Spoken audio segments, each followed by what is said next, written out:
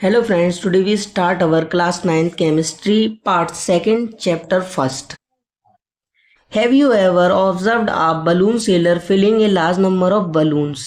आपने ये ऑब्जर्व करा होगा कि जो बलून बेचने वाले होते हैं वो काफ़ी ज़्यादा मात्रा में अपने गुब्बारों में गैस भरते हैं एक सिंगल सिलेंडर गैस से उसको फिल करते हैं यानी भरते हैं। अब इसके बारे में आगे जानते हैं। Enquire from him how many balloons is he able to fill from one cylinder, यानी आपको उसके बारे में जानना है, इसकी जांच पड़ताल करिए कि ये एक बार में कितने बलून्स फिल करने की यानी ये एक बार में कितने बलून को भरने की क्षमता रखता है एक cylinder. Ask him which gas does he have in the cylinder, यानी आप उससे पूछिए कि जो आपके सिलेंडर में ये गैस भरी है ये कौन सी गैस है। अब आप इस डायग्राम को देखिएगा, ये पिस्टन है और यहाँ पर ये गैस है और यहाँ पर ये रबर कॉर्क है। वॉट डू यू ऑब्जर्व, यानी आपने इसमें क्या देखा। In which case was the piston easily pushed in, what do you infer from your observation, यानी आप इससे क्या समझते हैं। आगे चलते हैं गाइस। इसमें we have observed that gases are highly compressible as compare to solid and liquid.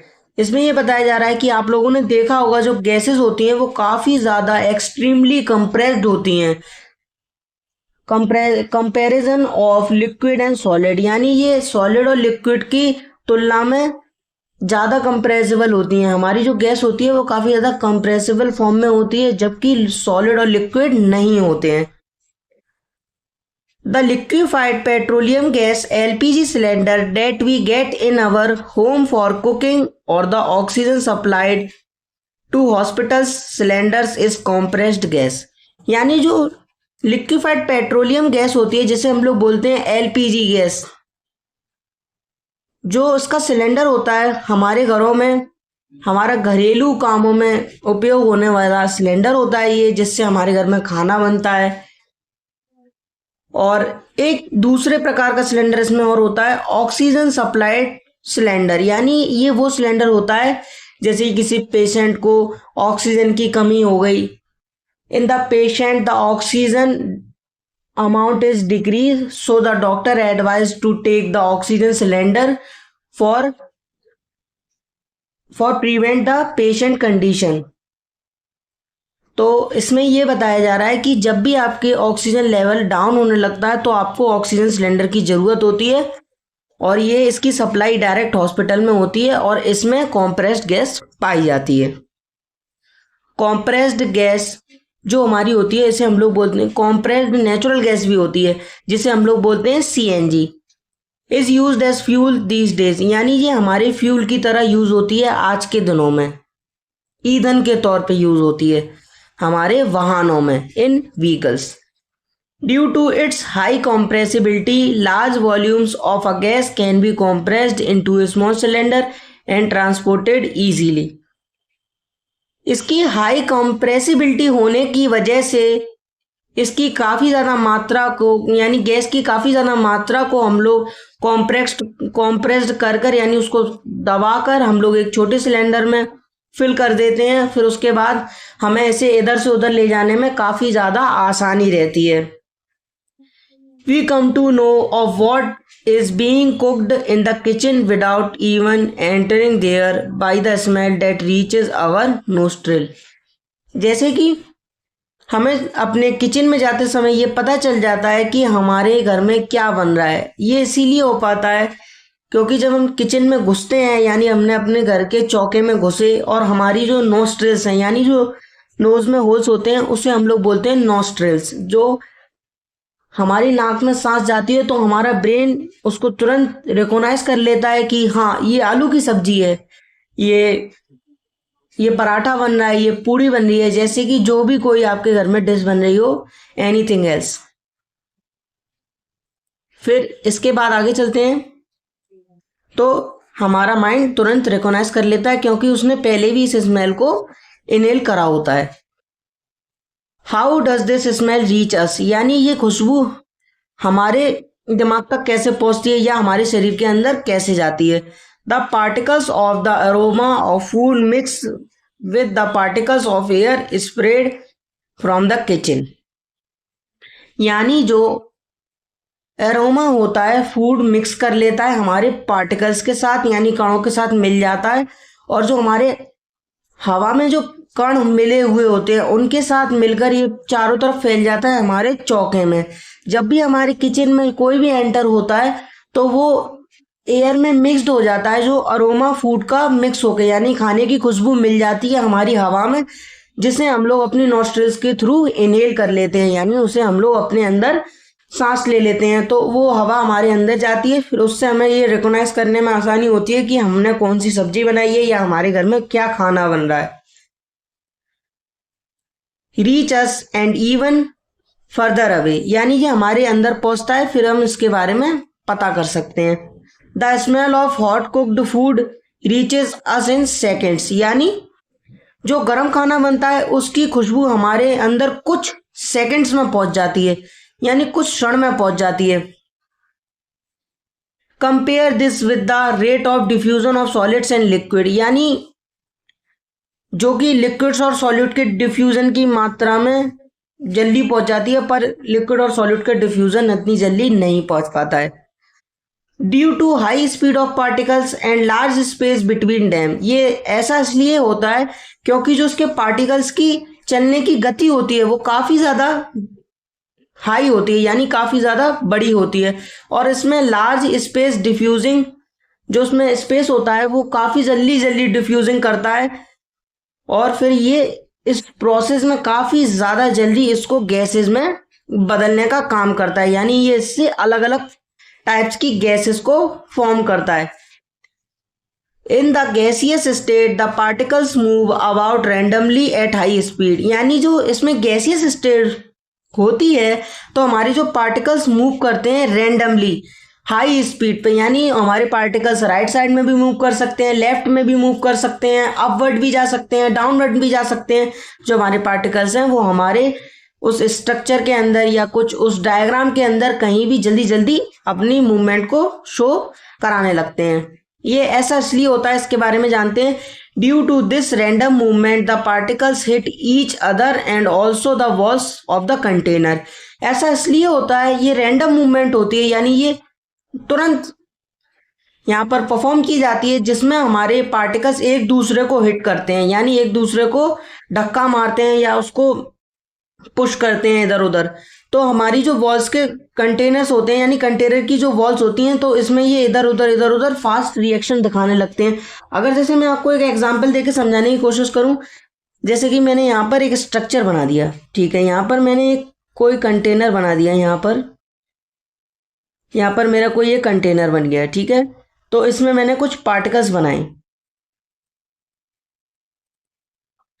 ठीक है, और यहाँ पर ये बता रहा था due to this random movement, यानी इस कंटेनर में एक रैंडम मूवमेंट हुआ, ठीक है। फिर कंटेनर में रैंडम मूवमेंट होने के बाद ये एक दूसरे को हिट करते हैं, यानी ये वाला इसे हिट करेगा तो ये वाला इसे हिट करेगा, ऐसे ये वाला इसे हिट करेगा तो ये वाला इसे हिट करेगा, ये एक दूसरे को हिट करते रहेंगे इसी तरीके से।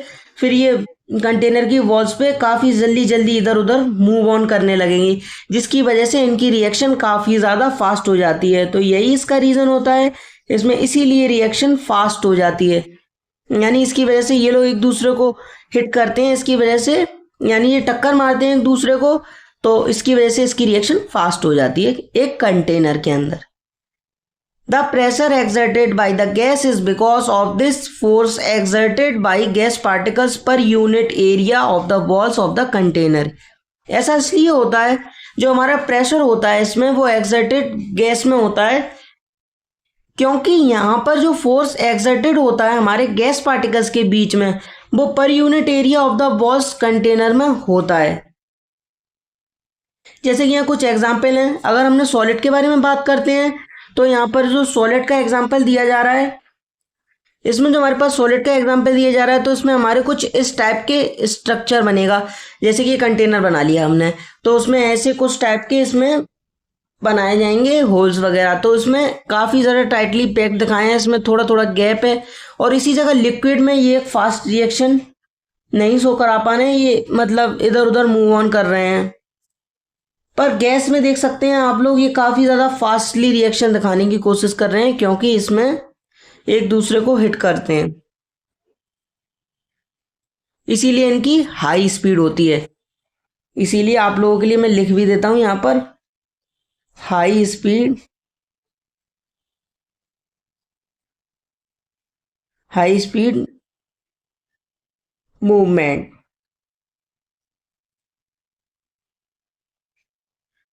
इसीलिए इसमें हाई स्पीड मूवमेंट होती है क्योंकि ये एक दूसरे को हिट ऑन करते हैं। यानी मैं इसमें यहाँ पे लिख सकता हूँ, ये एक दूसरे को hit on each hit on each other, यानी ये एक दूसरे को हिट करते हैं। ये इसे हिट करेगा, ये इसे हिट करेगा, इसीलिए ये लोग इसकी वॉल की कंटेनर्स की सरफेस पे टकराने लगते हैं, यानी इसकी वॉल्स पे टकराने लगते हैं। इसीलिए इनकी मूव ऑन स्पीड काफी ज्यादा फास्ट हो जाती है, जल्दी जल्दी होने लगती है।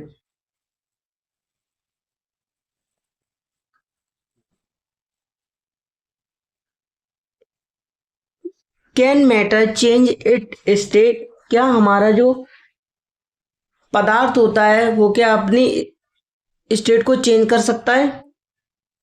We all know from our observation that water can exist in 3 states of matter.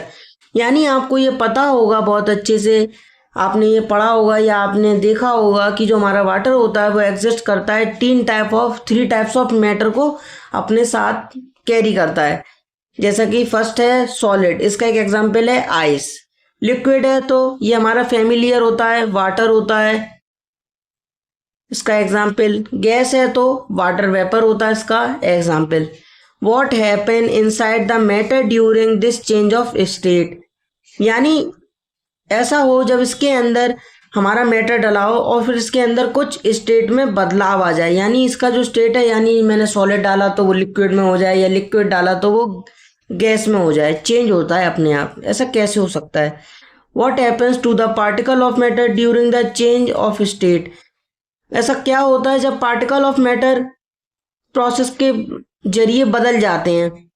How does this change of state take place, यानी जो हमारा चेंज होता है स्टेट का वो कैसे अपनी जगह हासिल करता है? We need answer to this question, is not it?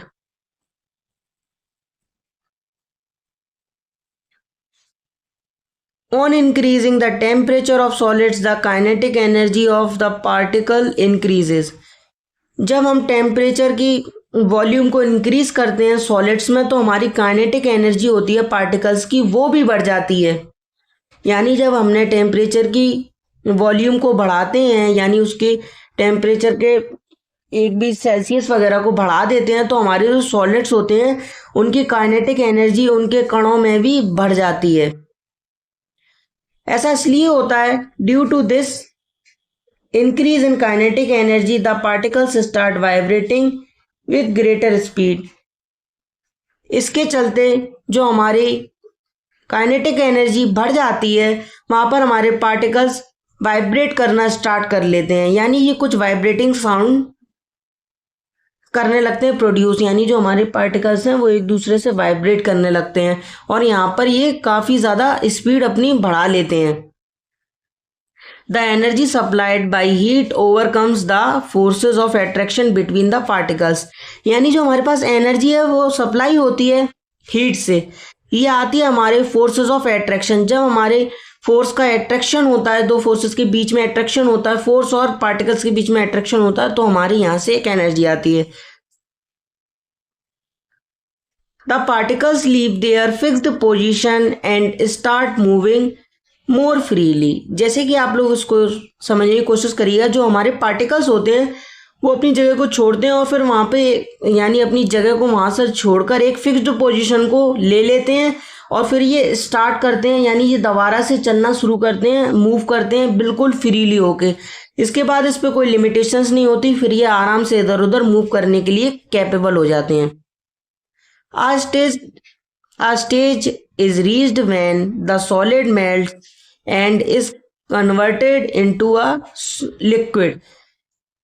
जब हमारी एक स्टेट बदलती है, जब हमारा सॉलिड पिघल जाता है, यानी हमारी बर्फ पिघल गई, फिर बाद में वो लिक्विड में बदल जाती है, यानी मेरी बर्फ पिघली, फिर बाद में वो लिक्विड में बदल गई।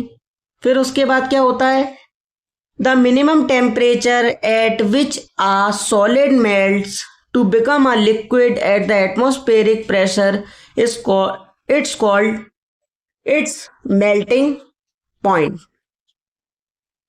जो हमें मिनिमम टेम्परेचर चाहिए होता है किसी भी सॉलिड को पिघलाने के लिए, यानी किसी भी ठोस चीज को पिघलाने के लिए, इसके बाद ये हमारा लिक्विड फॉर्म में आ जाता है। फिर ये जो हमारा एटमॉस्फेरिक प्रेशर होता है, ये उसमें जाकर हमारा जो एटमॉस्फेरिक जो प्रेशर लगता है, फिर उसके बाद हम इसे बोलते हैं मेल्टिंग पॉइंट। ये हमारे मेल्टिंग पॉइंट की डेफिनेशन है।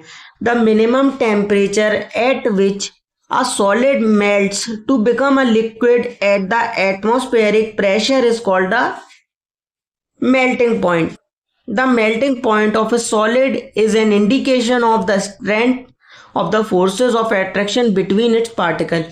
इसमें ये बताया जा रहा है जो हमारा मेल्टिंग पॉइंट होता है वो सॉलिड में एक इंडिकेशन देता है हमारी मजबूती को फोर्स के बीच और पार्टिकल्स के बीच में, इसमें अट्रैक्शन दिखाता है, यानी ये एक दूसरे का इनके प्रति आकर्षण दिखाता है।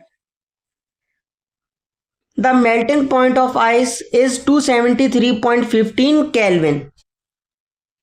The process of melting that is change of solid state into liquid state is also known as fusion. जो हमारे पास मेल्टिंग पॉइंट होता है आइस का वो हमारे पास दिया गया है एनसीईआरटी में 273.15 केल्विन। यहां पर जो के है इसको हम लोग बोलते हैं kelvin. The process of melting, जो हमारा यहाँ पर चीज हो रही है इस चीज को हम लोग बोलते हैं मेल्टिंग। तो इसमें हमारा सॉलिड चेंज होता है लिक्विड में, यानी जो हमारी सॉलिड चीज है वो लिक्विड में बदल जाती है, फिर हम लोग इस प्रोसेस को बोलते हैं fusion. When a solid melts, its temperature remains the same, so where does the heat energy go? जब हमारा सॉलिड यानी हमारी कोई ठोस चीज पिघल कर अपना टेम्परेचर कम कर कर अपनी हीट को बढ़ा लेती है, फिर वो मेल्ट हो जाती है, तो ऐसा क्यों होता है और हमारी एनर्जी कहाँ चली जाती है? You must have observed during the experiment of melting that the temperature of the system does not change after the melting point is reached. आपने ये देखा होगा कि एक्सपेरिमेंट होता है हमारा मेल्टिंग का, वहां पे हमारा जो टेम्परेचर होता है वो सिस्टम के अकॉर्डिंग बदलता नहीं है, यानी जो हमारा सिस्टम के अकॉर्डिंग उसमें कोई भी बदलाव नहीं देखने को मिलेगा आपको। फिर उसके बाद जो हमारा मेल्टिंग पॉइंट होता है वो एक रीच्ड पे होता है, यानी उसके एक स्थित या उसका एक स्थिर नंबर होता है, ये वहां पर ही जाकर रुक जाता है till all the ice melt, यानी इसी नंबर पर जाकर आपकी पूरी बर्फ आसानी से पिघल जाएगी।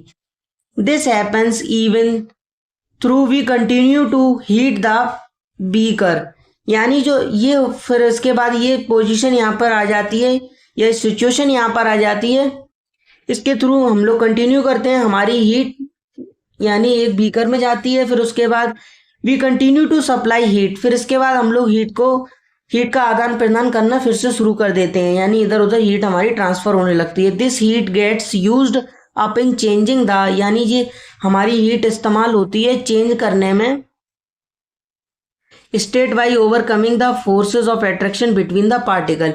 ये हमारे जो स्टेट्स होते हैं इसमें ओवरकमिंग फोर्सेज आता है, फोर्स ऑफ अट्रैक्शन आता है, हमारा फोर्स ऑफ अट्रैक्शन आता है हमारे पार्टिकल्स के बीच में, उसको हीट को ओवरकम करने में मदद करते हैं, यानी इसकी हीट को कम करने में मदद करते हैं।